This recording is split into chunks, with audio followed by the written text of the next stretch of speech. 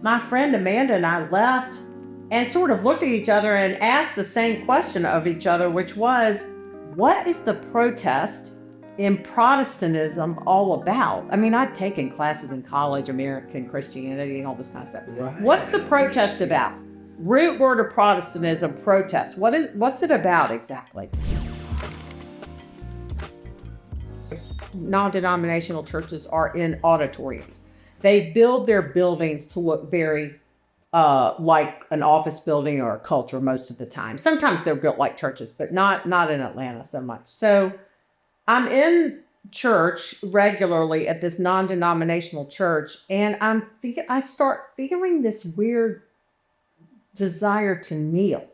So it's just set up like an auditorium, and the service is like a really good Bible study. So there's praise and worship music. Then there's a sermon that usually talks about a certain scripture. And I start feeling like I want to kneel, because in the Episcopal Church, we often bow for certain things. And I thought, what is going on? Like, maybe the first thought I had was I need to go back to a more traditional Protestant worship.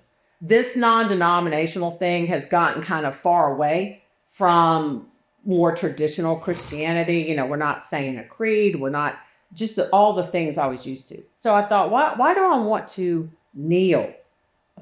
Maybe I need to go back to the Episcopal Church. That's the first thought I had. That's interesting. Kneeling was the thing, though. It was something that physically I felt like, and I thought, this is going to look really weird if I go out into the aisle at this church and kneel. Right. Because you can't kneel between it's like a movie theater kind of, so you can't really kneel. So I thought, I don't know, what is this about? I can't figure this out. That was the first inkling I had. I thought, I might need to go back to a more, to one of the Protestant churches I was more used to. And so is this now, you mentioned a silent retreat. Is this the time where the silent retreat Right before. So a good friend of mine, Amanda Haley, was also a member at Buckhead Church, and her small group had gone to a retreat center in Atlanta, a Catholic retreat center, and had a half day of silence. And she came back from her small group experience at this retreat center and said, wow, that was pretty powerful. I'd like to go for more silence. So a friend of hers who taught her daughters in school, who later became our Catholic sponsor, had a brochure for a Regnum Christi retreat outside of Athens, Georgia. And it was a silent retreat based on the spiritual exercises of St. Ignatius of Loyola. Of course, neither of us knew who that was, but we thought, oh, a silent retreat, that sounds good, like right after Christmas. We've been celebrating Christmas since about November 15th. And so we were exhausted, and I thought this will be a good retreat for napping. This will be quiet. Yeah. So she talked me into going, and actually I talked her into doing something with me. We sort of had this exchange. I said, if you go do this thing with me, then I'll come to this silent retreat with you. So off we go in January of 2007, I think. So the kneeling thing was happening like in the fall of 2006. And then the silent retreat took place in January of 2007. So we show up at this silent retreat.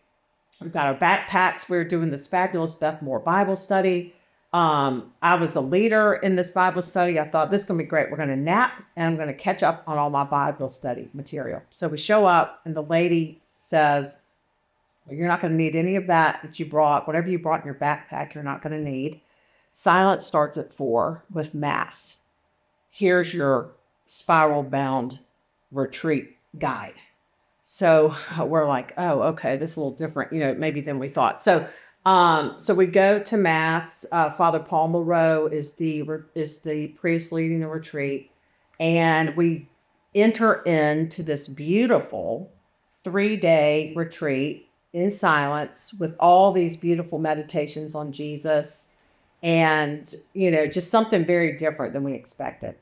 So every time there was a break, but it was still silent, I would head into the room that had the library, basically, because the only thing I've ever been good at was being a student. I was a pretty good student. So you figure if you're going to be silent, read. I'm going to read. Okay. So I go up to this I go to this bookcase. You can show it to them, or I'll show it. I know what book is coming. Yeah. And I see this book by this guy named Carl Keating, Catholicism and Fundamentalism, The Attack on Romanism by Bible Christians. So I thought, oh, that sounds interesting. I wonder what that's about. So, we're on the break. So I've got the book in my hand, and I'm trying, I really don't have time to read every word, but I'm kind of skimming it in the chapters, and I'm like, what in the world? This is so interesting. So then we'd be called back into a session.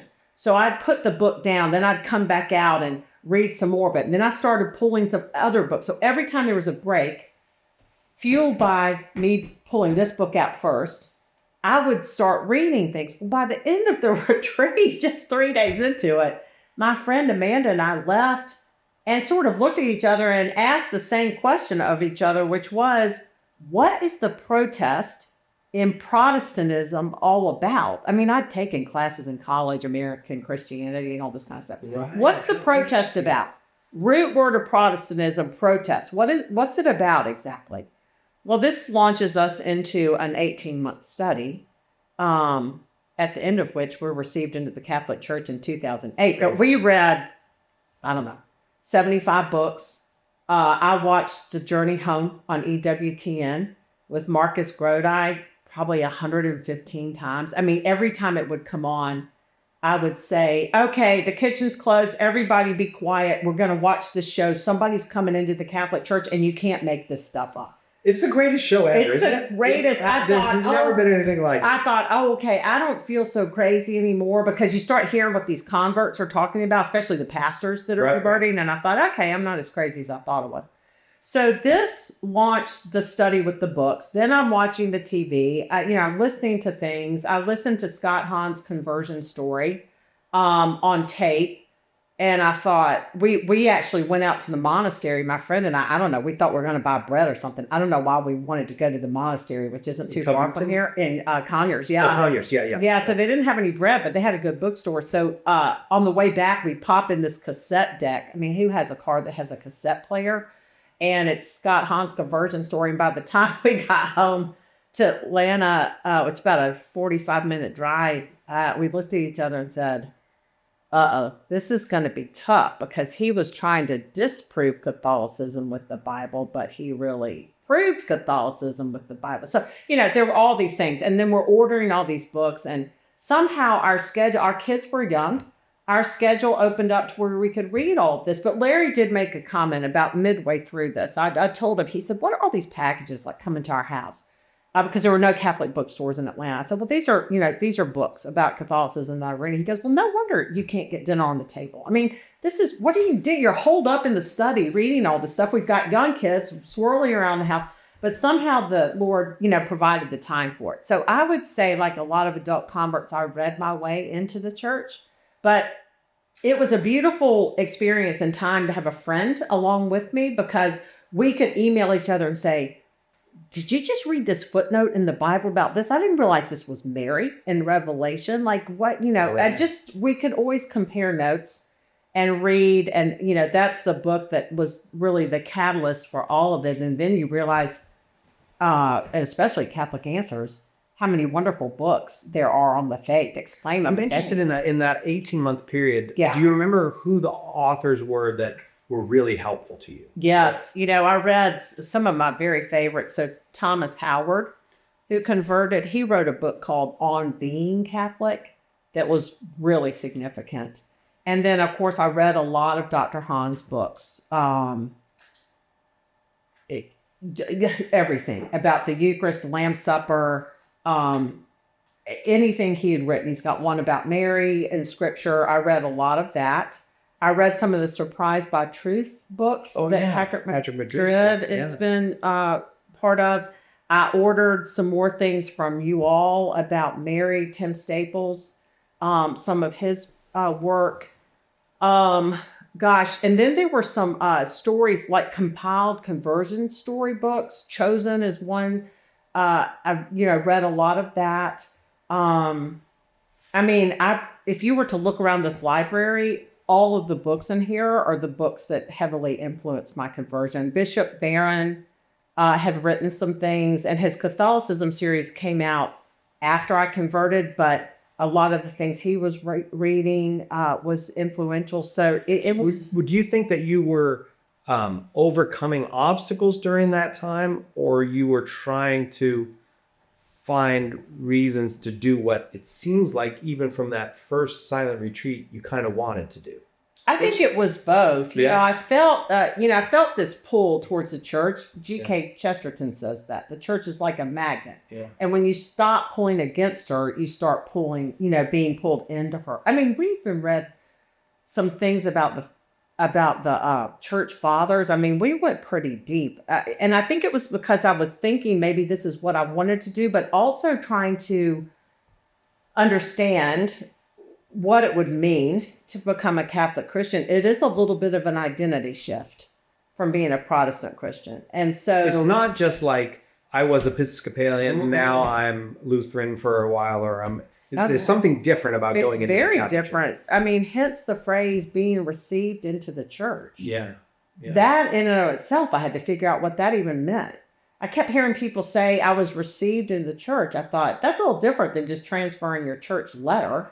I'm going to make a decision to go to this church, So I knew there was a process. And of course, then you learn about the formation and the catechesis and RCIA or OCIA or whatever it's called now. So, there was a process, it seemed, to becoming Catholic that was different than just switching Protestant denominations. There was I also read the Bible in a different way. I was teaching a lot of Bible study, but I started. Did you have Jeff Cavins? Because he's helping a lot of people read the Bible now. Oh gosh, yes. But you did? Yes, and I read. I think his conversion story was called "Life on the Rock" or My Life on the Rock or something like that. So I read all those people's conversion stories. Father John Ricardo, who does the Acts 29 ministry, he had done some DVDs that were very influential. So I sort of had this, stable of Catholic heroes, of people who had either written their story or were such effective communicators that I could learn the faith. Because I couldn't ask anybody in Atlanta. I would ask people in Atlanta to tell me some stuff about Catholicism, and nobody could. None of my Catholic friends. I mean, and there wasn't a Catholic bookstore. And so I had. Sometimes your Catholic friend is the worst source of that. Sometimes. I know, that's right. Like those of us who are Cradle Catholics, sometimes I feel like we, I don't know if the word is take it for granted or what, but the formation we don't quite form ourselves to share it with somebody else. Right. That's true. It's very... I don't know why that happens, but that seems to be common among Catholics. I remember Jeff Cabin saying one time, too, that having grown up Catholic or going to Catholic school, it's like having a backpack with Catholic stuff in it. And somebody asks you a question and you're digging around the backpack going, I think I learned that. Sister so-and-so said something about that. But a lot of times it's not integrated, maybe. And the personal relationship part is maybe not there. And so it's hard for Catholics sometimes to share their faith. But there were so many resources at that time that were available. And of course, EWTN and the resources that you all put out. So we had plenty to study and to affirm what we understood to be Catholicism and what the church claimed about herself. I needed to understand that. I also had some people in my family challenging me about it. So I promised them I would make sure I understood the catechism. I don't know. They thought I was going to fall off into a deep hole and not be a Christian or something if I became Catholic. So they were in a very fundamentalist church. So I had to deal with that. So I was doing it both because I was feeling called to do it. I probably wanted to do it, but I also needed to make sure I understood what that shift was going to mean because at the time, my husband wasn't interested. The kids weren't interested. It was like Amanda and I were the two that were going to convert, and our family supported us, but they weren't coming along with us. So we were about to step into something kind of messy. Like we were going to have to get to Mass, and then we were going to take our kids to Buckhead Church. You know what I'm saying? And Father Paul kept saying, you follow Jesus where he's leading you and let the rest of it fall into place. But yes, you're going to get up and go to Mass, and then you're going to take the kids to their church. I didn't have it wasn't like a whole family thing or a husband saying, we're all going to do this together. Yeah. Although there was a ripple effect afterwards. But anyway, lots of. I would say there's a ripple effect. Look There was around here. yes, But both even- here, yes, and even in the in our family. families. Yeah. That's right. So there was a personal ripple effect, and then a professional ripple Right, effect. right. And so So when did you make the decision? I'm coming in. yeah, it was probably the spring of 2008. And the funniest thing happened. So Pope Benedict was visiting the United States that spring in April of 2008. And I had these Catholic friends who were able to get us tickets to the White House lawn to see Pope Benedict. We weren't even Catholic Well, you yet. have good friends. So Father Paul is like, well, can you get me a ticket? Y'all aren't even Catholic. This is like what most people want to do. I said, I think I can get you a ticket. So we end up getting him a ticket. And then Larry goes, well, I want to go. Larry's not becoming Catholic at the time. He goes, well, I want to go. So we all go up to Washington about a month before we were received into the church and saw the Pope. And Pope Benedict had meant so much to me because of his biblical knowledge, his writing. Did you read those books? Oh, that he so wrote much. on Jesus? I still have a lifelong goal of trying to read everything he's written. It's just, Might as well try to read St. Augustine. I know. come I mean, on. it's just great though. So I thought, oh my gosh, I'm getting, to see the Pope before I become Catholic. And Pope Benedict had the habit of doing his hands up like this a lot of times. Yeah. So I have a picture of him, going like this. So I felt like he was welcoming me personally into the church. That's beautiful. So we were up in Washington, D.C. in April, and then we were received into the church on May 28th of 2008. In Atlanta. In Atlanta, the two priests that did our formation said that we could basically skip RCIA. They thought maybe we might at that point be able to. Well, you practically gave yourself a master's degree. We did. 18 months. And so the timing of that was great. So when we were received into the church in 2008, like I say, our immediate families were very supportive, but I didn't know what lay ahead for me. Some So interesting things. your husband wasn't interested, but he also wasn't opposed. Oh, no. In fact, he used to always say, I'm so glad that you're so happy about this. He said, I love seeing the way you are studying and how fulfilling this is to you. So that was great. He was just loved seeing me go through the process, I guess you'd say. But he becomes a very big part of the story. He does. All of a sudden, very soon after you're brought Very into the church. soon. Right. So we're received into the church in May of 2008. We go on this fabulous RV trip to California and all these things that summer. And in November of that year, so 6 months after I was received in the church, Larry was diagnosed with a fatal brain tumor called a glioblastoma. The doctors at Piedmont Hospital in Atlanta came to me and said he's probably got 10 months to live based on what we're seeing on the x-ray. And I thought, what? I've got a 5th grader and a 6th grader. I remember going back to my study, the same study where I felt like the Holy Spirit had said to me, I can't fulfill my purpose in you unless you become Catholic. And I got down on my knees and I said, Lord, I know you can heal him if you want to. But if you choose not to, please give us as much time as possible. So instead of just 10 months, Larry lived almost 3 years. Kids got mostly all the way through middle school. I had to really focus on his health. And I look back and think the Lord's timing is always so gracious. I really needed the sacraments. I needed the Eucharist. I needed confession. And I think I needed the church's view on suffering. That's absent in the Protestant world. And I needed to understand what I was going to do with all of this. And I mean all of this suffering. And certainly I'm not the first person to lose a spouse. Larry was 47 when he was diagnosed with the brain tumor, 50. We were both 50 when he died. People have undergone similar tragedies, maybe worse. But at the time, you're thrown into such a whirlwind. I'm thinking, what do I do with all this? So I really appreciated what I learned and continue to learn about how the church views suffering, how suffering can be redemptive, how we can unite our suffering to Christ. I just had missed a lot of that in the Protestant world, I guess. So it was very meaningful for me to be a Catholic Christian while Larry was sick. I felt like I could go deep with some resources and with, a 2,000-year tradition that helped me. This is going to sound weird when I say this. I did not just survive that time. Somehow, in a way, I almost thrived during that time, not because our family wasn't suffering. We really were. And it was a terrible tragedy for my children. Still is to this day.